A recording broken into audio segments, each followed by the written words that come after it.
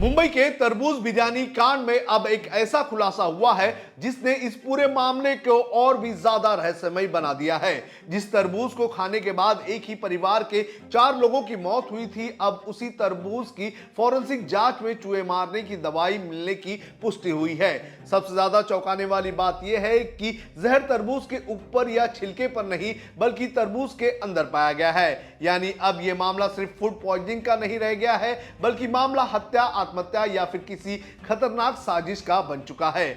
आइए आपको इस रिपोर्ट में बताते हैं कि एफएसएल रिपोर्ट में क्या खुलासा हुआ है, तरबूज के अंदर आखिर जहर कैसे पहुंचा, फल विक्रेताओं पर शक क्यों बढ़ रहा है और क्या होता है जिंक फॉस्फेट, जिसे बेहद ही खतरनाक जहर माना जाता है। नमस्कार, आप देख रहे हैं लोकमत हिंदी, मेरा नाम है सोनू कनौजिया।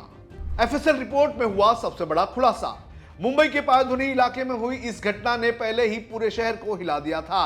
एक ही परिवार के 4 लोगों की मौत के बाद शुरुआत में शक बिरयानी और तरबूज दोनों पर गया था। घटना के बाद पुलिस, एफडीए और फोरेंसिक टीम ने घर से खाने पीने की सभी चीजों के सैंपल लिए थे। इसमें बिरयानी, तरबूज, पानी और बाकी खाद्य पदार्थ शामिल थे।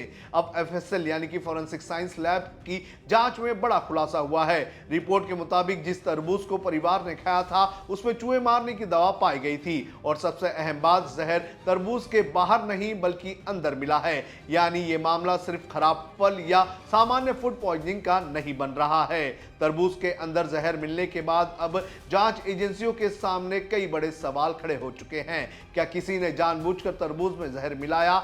क्या यह हत्या का मामला हो सकता है या फिर परिवार के किसी सदस्य ने खुद तरबूज में जहर डाला? यानी अब पुलिस आत्महत्या, हत्या और हादसा, इन तीनों एंगल से जांच कर रही है। सूत्रों के मुताबिक एफएसएल ने पिछले 11 दिनों में इस मामले में 54 अलग अलग टेस्ट किए। इसी जांच के बाद यह सनसनीखेज खुलासा हुआ है। अब पुलिस ये पता लगाने की कोशिश कर रही है कि आखिर जहर तरबूज के अंदर पहुंचा कैसे।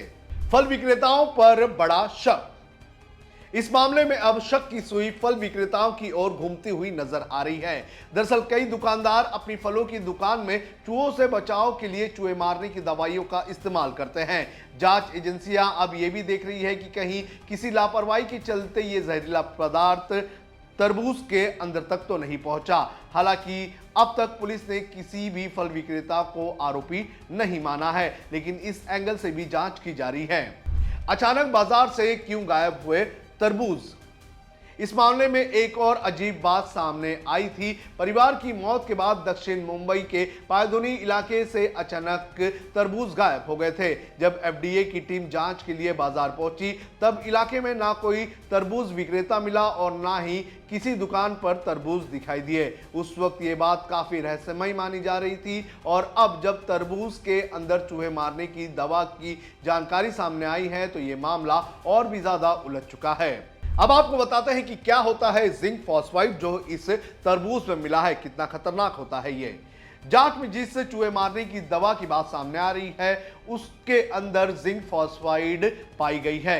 जिंक फॉस्फाइड एक बेहद ही जहरीला केमिकल होता है जिसका इस्तेमाल आमतौर पर चूहों को मारने के लिए किया जाता है। जब ये शरीर के अंदर पहुंचता है तो पेट के एसिड के संपर्क में आकर जहरीली फॉस्फिन गैस बनाता है, जिससे तेज उल्टी, पेट दर्द, सांस लेने में दिक्कत, लो ब्लड प्रेशर, हार्ट और लीवर फेलियर जैसी गंभीर समस्या होती है। विशेषज्ञों के मुताबिक कि इसकी थोड़ी मात्रा भी इंसान के लिए घातक होती है। सबसे खतरनाक बात यह है कि इसका असर कई बार बहुत तेजी से होता है और मरीज का बचना मुश्किल होता है। फिलहाल मुंबई का यह तरबूज बिरयानी कांड अब सिर्फ एक फूड पॉइजनिंग केस नहीं रहा है। तरबूज के अंदर जहर मिलने के बाद इस पूरे मामले ने एक नया ही और बेहद ही खतरनाक मोड़ ले लिया है और सबसे बड़ा सवाल ये उठ रहा है कि ये हादसा नहीं, आत्महत्या नहीं तो क्या एक सोची समझी साजिश थी? पुलिस अब इन सारे एंगल से मामले की जांच में लगी हुई है।